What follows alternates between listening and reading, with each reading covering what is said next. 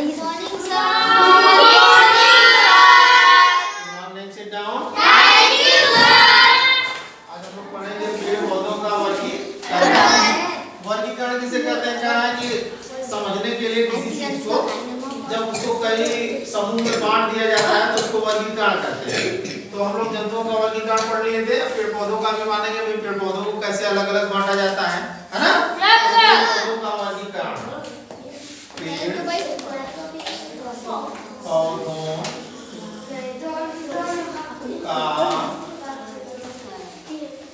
का वर्गीकरण पेड़ पौधों का वर्गीकरण हम लोग पहले नंबर में जानेंगे कि पुष्प के आधार पर। किसके आधार पे? पुष्प समझते हैं ना पुष्प को? फूल भी कहते हैं ना? फूल कहते हैं कि नहीं? पुष्प के आधार पर पुष्प के आधार पर दो प्रकार के होते हैं। कौन कौन? पुष्पी और अपुष्पी। पुष्पी और अपुष्पी। पुष्पी किसे कहेंगे? जिसमें पुष्प लगे होते हैं, जिनका जड़ तना विकसित होता है, जिन्हें हम देख सकते हैं पुष्प लगे होते हैं। यानी पुष्प लगेंगे तो फल भी लगेगा ना? यानी पुष्पी को जिसमें पुष्प लगे होते हैं, पुष्प होते हैं, पुष्प और फल होते हैं। जड़ तना भी होता है, जड़ तना पत्ती होता है कि नहीं? इसको पुष्पी कहते हैं भाई। होता है कि नहीं होता है? जड़ तना पत्ती होगा, पुष्प होंगे। और उदाहरण कौन बताएगा? उदाहरण में क्या क्या हो जाएंगे? गुलाब हो जाएगा,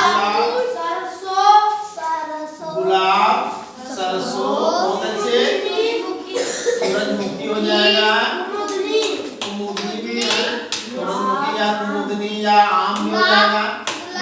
बहुत हो जाएंगे, हम लोग आज करके समझ आ जाएगा सबको, ठीक है? दूसरे नंबर पे अपुष्पी। अपुष्पी का मतलब होता है कि इसमें पुष्प नहीं लगते हैं। भाई पुष्प नहीं लगेंगे तो फल भी नहीं लगेंगे। तो अब जब जाहिर सी बात, जब पुष्प नहीं लगेंगे, फल नहीं लगेंगे तो नया जीव कैसे बनेगा? नया पौधा कैसे बनेगा? तो उनके बीजाणुधानियों में मतलब उनके स्पोर्स बन जाते हैं। जैसे ये पौधा इस टाइप का होगा तो इस टाइप का पौधा होगा तो यहाँ पे बीजाणुधानी बन जाएगी। इसमें जो छोटे छोटे बीजाणु हो जाते हैं, उसी से नया पौधा बन जाता है। तो इसमें क्या है? पुष्प और फल नहीं लगते हैं। पुष्प और फल नहीं होते नहीं, और जड़ तना पत्ती भी नहीं होता है। जड़ तना पत्ती भी नहीं होता है, पत्ती भी नहीं होता है ना? तो भाई इसके वंश कैसे बढ़ेंगे? इनके वंश कैसे बढ़ते? बीजाणुधानियों से, बीजाणुओं से। यानी वंश जो है कैसे बढ़ेगा? बीजाणुओं से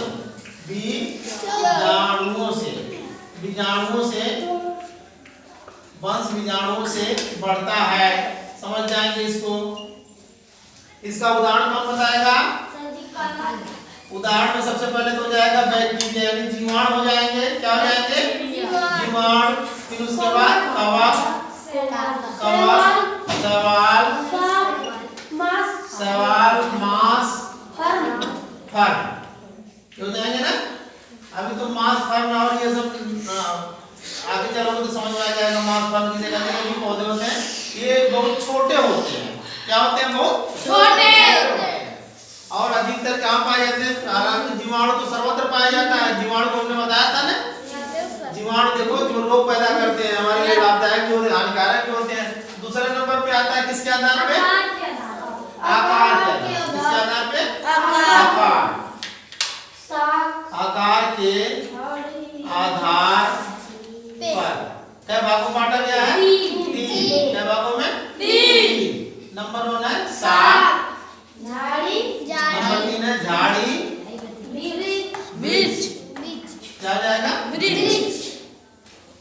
तो हम लोग देखेंगे कि साग किसे कहते हैं। अब साग का मतलब कि जिनकी लंबाई क्या होती है? 1 मीटर से कम होती है। 1 मीटर कितना होता है? लगभग 3 फुट। 3 फुट से थोड़ा सा ज्यादा है ना? 3 फुट 6 इंच के लगभग होता है। अब 3 फुट छोटी हम लोग फीट होता है ना? 15 इंच अब होती है कि नहीं? सेंटीमीटर यानी 12 इंच की होती है फुट। तो ये 1 फुट होता है तो लग जाएगी 1 फुट का मतलब 1 मीटर का मतलब इतना मीटर। तो इतना मीटर मतलब समझ लो इतना छोटा, 1 मीटर से छोटा छोटा, समझने के लिए समझ जाएंगे, 1 मीटर से छोटा पौधा, 1 मीटर से छोटा पौधा। अब उदाहरण कौन बताएगा? उदाहरण में बहुत सारे हो जाएंगे भाई, जैसे देखो बथुआ, बथुआ हम लोग इस समय आ रहा है ना, पालक भी हो जाएगा, धनिया, ये सब साग के पौधे हैं ना, छोटे छोटे पौधे हैं, हाँ ये सब भी तो हो ही जाएगा। गोभी तो मान लीजिए सब्जी में आ जाएगा, लेकिन ये पौधा ही हो जाएगा, सागी पौधा हो जाएगा, है कि नहीं? आज कर लेते हैं, सब लोग समझ जाएंगे ना, 1 मीटर से छोटा हो जाएगा। दूसरे नंबर झाड़ी, कह रहा है 1 मीटर से लेकर 3 मीटर तक, 1 से 3 मीटर, 1 से 3 मीटर, 1 से 3 मीटर तक लंबा होता है, यानी 3 मीटर से ज्यादा नहीं हो सकता, लंबा होता है। और इसके बहुत सारी शाखाएं निकल जाती हैं, जैसे इधर से जड़े तना निकल गया, उधर से निकल गया, क्योंकि इसको कहाँ लोग लगाते हैं? जैसे घर हो गया, घर के अगल बगल में जहाँ बेरा बांधते हैं तो वहाँ ऐसे पेड़ लगा देते हैं, भाई कोई जानवर ना आ पाए, कोई आदमी ना आ पाए, कोई इधर से डांक क्या ना आ पाए, तो झाड़ी लगा देते हैं ना। झाड़ झंकाट रहेगी तो कोई आदमी जो है क्रॉस नहीं कर पाए, कोई जानवर क्रॉस नहीं कर पाएगा। तो 1 से 3 मीटर लंबे होते हैं झाड़ी, तो इसको कहते हैं, जैसे क्या जाएगा? गुलाब, करौदा, ये सब हो जाएंगे ना, ये सब हो जाएंगे। और बहुत छोटे छोटे बबूल वगैरह के पेड़ होते हैं, तो बबूल बहुत विशाल होता है, लेकिन छोटे छोटे बबूल के पेड़ होते हैं, होते हैं कि नहीं गाँव में? तो वहाँ भी अपने झाड़ी उड़ी जहाँ लगाते हैं लोग लगा देते हैं, ऐसे कटीले होते हैं ना, तो उसको बहुत डर लगती है, कोई भी नहीं जा पाएगा, है ना? छोटे बबूल हो जाएंगे, छोटे बबूल,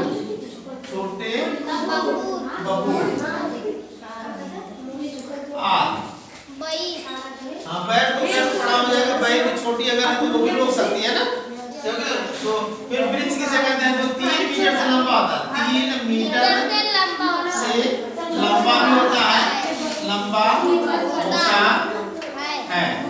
तो इसके लिए कौन कौन हो जाएंगे? जैसे आम हो गया, जामुन हो गया, चीड़, नारियल भी हो गया, बरगद हो गया, बहुत अच्छे। अब से बताना बहुत अच्छी बात है भाई, बहुत हो जाएगा ना। इस तरीके से हम लोग किसान किसके आधार पे बांटेंगे? आयु के आधार पे, किसके आधार पे? आयु के आधार पे, आयु के आधार पर, आय के आधार पे, आय के आधार पे कितने भागों में बांटा गया है? 3 भागों। कितने भागों में? 3 भाग। एक वार्षिक, द्विवार्षिक, बहुवार्षिक। एक वर्षीय, द्विवर्षीय, एक वर्षीय,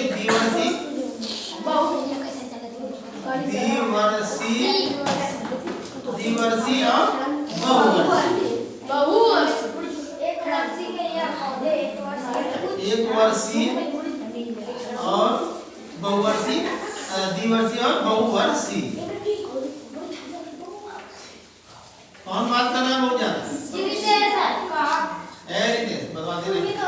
एक वर्षीय का मतलब कि जिनकी, देखो जितने भी जीव होते हैं, चाहे वो प्लांट हो चाहे एनिमल हो, यानी चाहे वो पेड़ पौधे हो चाहे जीव जंतु हो ना हो, तो सबका एक जीवन होता है कि नहीं?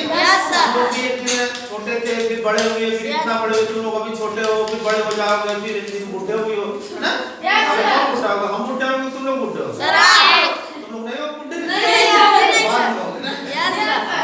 पहले का बूढ़ा हो जाए, दांत तो टूट जाए, तो टूटा जाए, बाल पक जाए, दांत टूट जाए, अरे लेके तो जैसे जिसका जन्म होता है वैसे उसकी लाइफ है ना। पौधों जैसे गेहूं बोया गया है और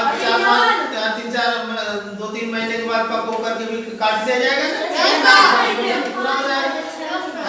5-6 महीने जो भी समय लगेगा भाई, उतने समय के बाद वो गर्मी के दिनों में मार्च अप्रैल में काट लिया जाता है कि नहीं? दिसंबर में बोया गया है, जनवरी फरवरी मार्च अप्रैल में 14 अप्रैल तक जब आता है मार्च अप्रैल में कटिया हो जाती है, जैसे बोया गया वैसे कट जाता है कि नहीं? शांत रहो तुम लोग। तो पूरा हो जाता है। जिनका जीवन कितने वर्ष में पूरा होता है? 1 वर्ष में। यानी जीवन 1 वर्ष में पूरा हो जाता है। 1 वर्ष में, 1 वर्ष में पूरा हो जाता है। अब जैसे चना है या गेहूं है, 1 वर्ष के अंदर पूरा हो गया ना? Yes, sir. 1 वर्ष में या 1 वर्ष से कम ही समय में पूरा हो जाएगा, कुछ महीनों में ही पूरा हो जाएगा। जैसे हम जानेंगे उदाहरण के लिए क्या हो जाएगा? उदाहरण के लिए गेहूं, धान, चना, मटर हो जाएगा कि नहीं? सरसों में हो जाएगा। बहुत अच्छे। सरसों आज इधर लेते हैं, समझ जाएंगे तो उतना समझ में आ जाएगा सबको। ठीक है। फिर द्विवर्षी का मतलब कि वो पौधे जो 2 वर्ष में अपना जीवन पूरा करते हैं। कितने वर्ष में? 2 वर्ष का मतलब है कि 1 वर्ष में जब बड़ा होंगे उनके फल लगेंगे, अरे वो पत्ती लगेगी और जड़ बनेगी, तना बनेगी, और दूसरे वर्ष आते आते उसके फल लगेंगे तो फूल लगेंगे, है ना?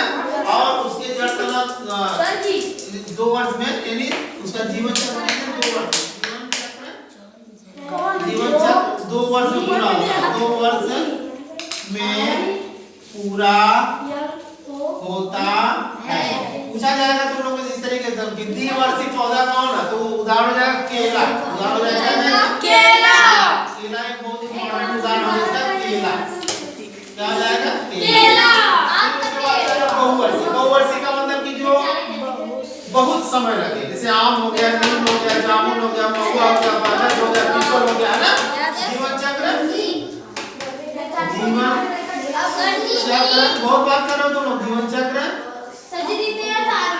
बहुत वर्षों में पूरा होता है। जैसे क्या बताएगा? बताओ।